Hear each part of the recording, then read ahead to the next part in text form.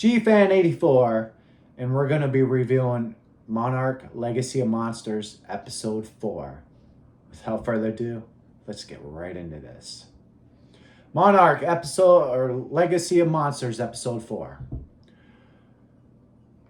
It was a nice little episode. Maybe a little bit of a filler episode. It was a nice episode. It was a solid one. Now there was no flashback to the old three. We still had the new three. We still had Kate, May, and Kentaro, and Kurt Russell. Shaw. Now, they are trying to leave Alaska to find shelter, to get away from the Frostbark. So they find this little cave, and May falls into an ice patch, and there's water underneath and gets soaked. Now she's got a wet leg. Why being chased by the Frostbark? Kentaro thinks he saw a settlement. Why they see lights coming from over a hill. So May, Kate, and Shaw go towards the lights that they can see. They don't want to gamble with May's life with could-have-beens. So Kentaro decides to go on his own to find a settlement. He ends up, this is going to be a short little review. He ends up finding this settlement after he gets a little delusional. There we go. And he ends up finding little pencil strips that his dad does with pencils. So he knows that his dad was there, which is an extra little additive.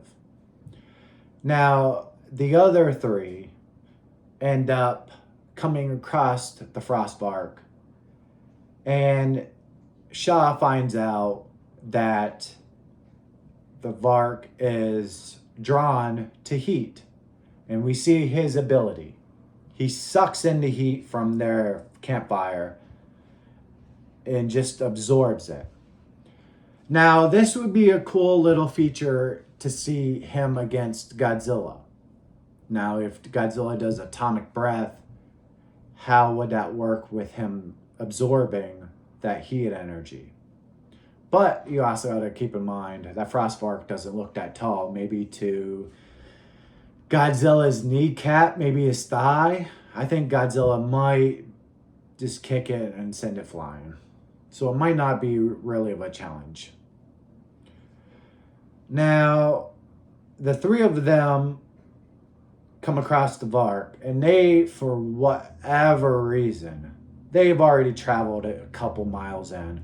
They want to go back to the plane.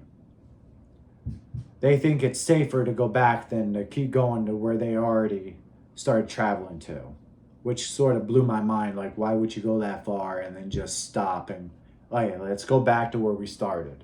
And May certainly will probably die then. So they head back, but before that, Kentaro manages to, at the outpost, get a hold of Monarch. They send a helicopter, and the helicopter comes in to save them all. Like I said, this is going to be a short, sweet little review. Not a lot happened here. We got to see the Frostbark. We got to see his abilities other than his freeze breath. Now he freezes things around him, but he also absorbs the heat, which is pretty cool. So they get on the helicopter. They take off. The Frostbark barely misses them, and they see him from afar. Now, the Monarch agent that was chasing Kate and the rest of them says, Shaw, hello. They meet each other, and that's the end of the episode. It was a nice, solid episode. Nothing spectacular happens, but it's a nice filler episode. You're going to have a couple of them, maybe even a couple more of them by the end of this season. And now, I also got to point out, they moved it from Wednesday to Friday, which would have been cool for the people that went to see Godzilla -1. Nice little shirt, huh? Cavity Colors, Godzilla -1. Pick it up. People that would have went to -1 would have been able to watch this episode and then go see -1. But now it's on Fridays. Make sure you set your reminder for Fridays now. Monarch, Legacy Monsters. This is episode 4 review. See you on episode 5.